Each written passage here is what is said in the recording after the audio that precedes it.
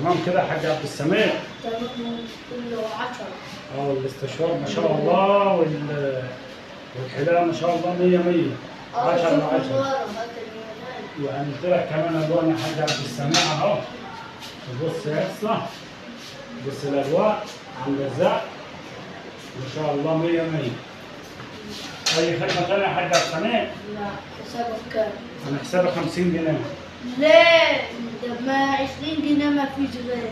يا عم 20 مين يا عم الحاج؟ من 50 جنيه حسابي. 20. 20 ازاي يا عم؟ ده حلاوه واستشوار والوان ودنيا خربانه وتقول لي مش عارف ايه.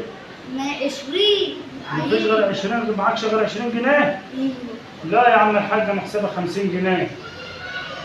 انا حسابي 50 جنيه يا عم. وانا اعمل لك ايه ولا معايا؟ وانت معكش لما قلتليش ليه يا حاج عبد السميع من الاول ان انت معكش غير 20 جنيه؟ اعمل لك ايه؟ يعني انت معكش غير 20 جنيه؟ ايوه. خلاص يبقى لنا عندك بقى 30 جنيه يا حاج عبد السميع، ماشي؟ ايه يا عم الشغلانه دي يا عم؟ والله العظيم ده حوارات.